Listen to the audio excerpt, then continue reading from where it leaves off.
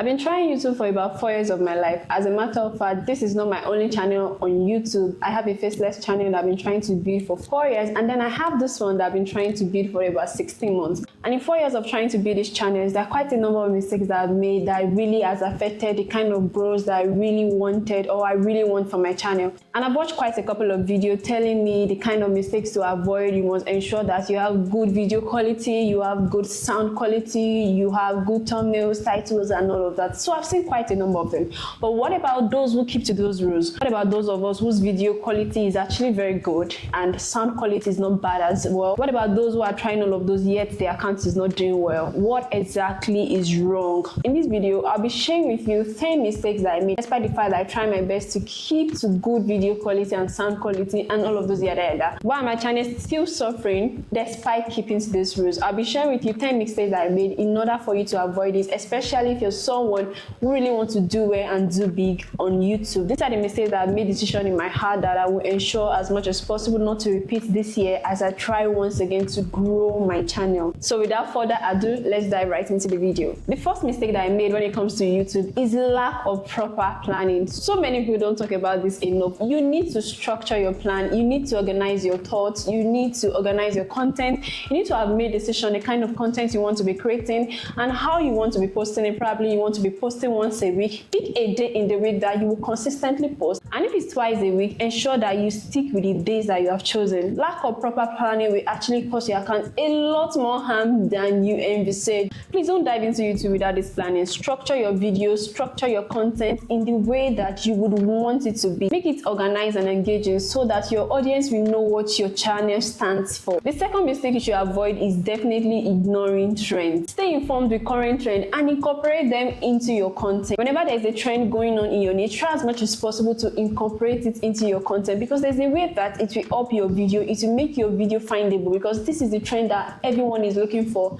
This is the trend that everyone is talking about. Of course, if the trend does not align with your value, if it doesn't align with your goal, then you definitely should not go into it. But if it aligns with your goal and your value, you definitely should try it. For instance, in my niche, there was a time that ChatGPT was all over the place. Everybody was talking about ChatGPT and all of that. Those are the kind of trends that you want to talk about too, because that's what everybody is searching for information about. So ensure that you stay informed always with current trend. Of course, trend that align with your value and with your belief system so that you can incorporate it into your content. It will do a lot of help to your channel. The third mistake is inconsistent branding. You need to stick with a brand. You need to stick with a style. You need to stick with a color. There's a way it gives up to your channel, like this person knows what she's doing or this person knows what he's doing. Establish a consistent visual style, including your thumbnail, your logo, your title, whatever you do, make sure that it is consistent because it makes your channel recognizable. Let's look at Mr. Beast, for instance. He has the most subscribed channel. When I think about Mr. Beast right now, I not only remember his branding, I remember the brand color he uses. I remember how his thumbnails are. They are so well organized. There's a way that he sticks to that consistent branding. It's very easy to recognize when I see a thumbnail that looks like his. I'll just be like, oh, this looks like Mr. Beast kind of style, because I've been so used to it, because he has stuck with that branding for a number of years, and there's a way it is unique to his brand. So definitely one of the things you should make sure that you incorporate into your channel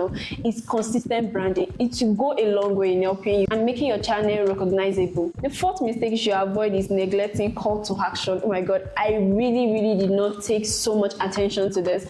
You need to include call to action in your video. Ask people to drop a comment, ask them to like and subscribe, ask them a question so that they would want to answer in the comments, and that way it helps the algorithm of your video. For instance, you can ask them a question that is in tandem with the video that you just created. For instance, in this video, I can ask you a question like, what are the mistakes that you've made that has affected your channel? Do you care to share with me? Please let me know in the comment section. And a lot of people who have made some kind of mistake that people are not talking about will be kind of stirred up to mention in the comment section. That way, not only is it making your video engaging, but it's also helping the algorithm of your video. So definitely you should include call to action in your video.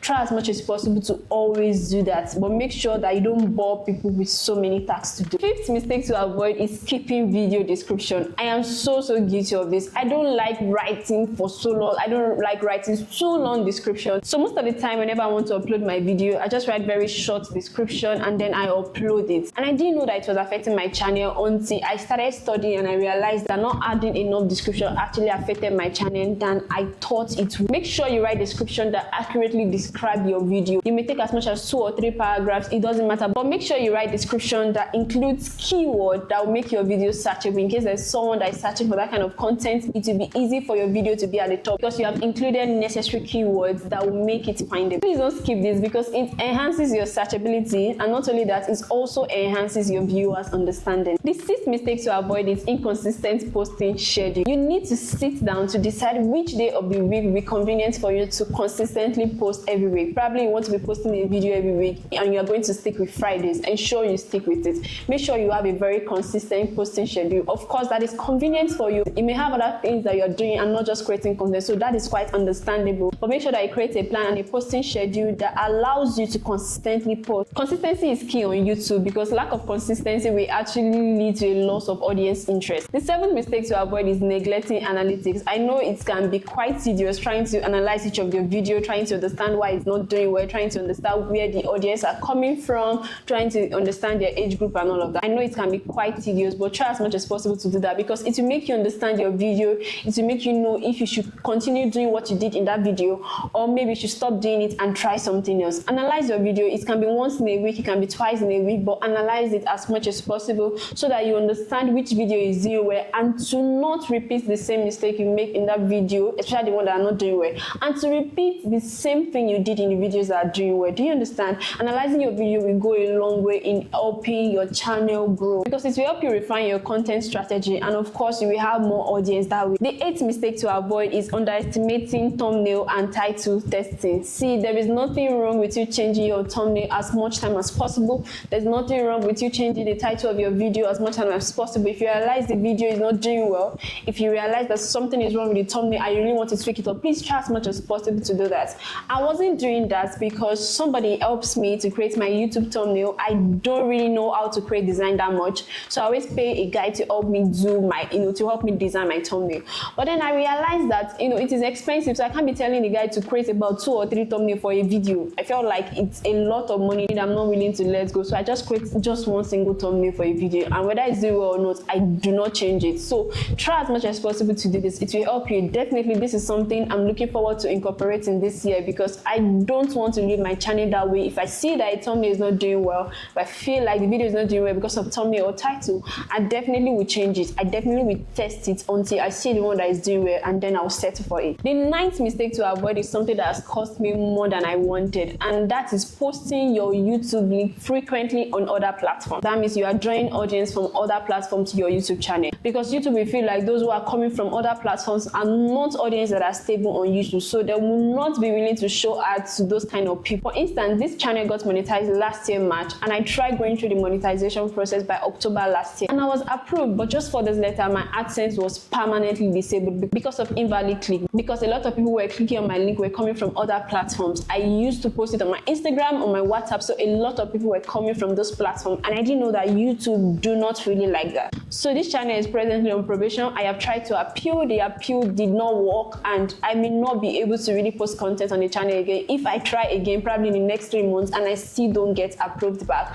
I may have to leave the channel and start another one from the scratch. So try as much as possible. Let your audience come from YouTube. You can just post your flyer on another platform. Don't post the link. Ask them to come on YouTube to watch the video instead of posting the link because it will really affect your video. You need to take this to heart. The last mistake to avoid is not treating YouTube as a business. I understand you have other things you are doing. You have your 9 to 5, you have your business that you have to run, but you also have to treat YouTube as a business because of course it can become your full-time business. You have to treat it as such because the number of energy and acts you give to it actually determines the number of work that you put in, and the number of work you put in usually shows in the result that you are getting on your channel. So I know that you have other things. You can delegate some tasks to people so that you have more time to be able to create valuable and engaging content on your channel. You need to treat YouTube as your business. You need to have business plan, how you intend to grow your channel, how you intend to monetize it. Everything that you intend to do, you need to have it as a plan. Treat it as a business. If you don't do that, you may not really be able to grow your channel. And that's it for this video. Thank you guys for watching. I hope you're able to guess 1 or 2 things. If you're able to guess something, please can you drop a comment, like the video, share, and of course subscribe to my channel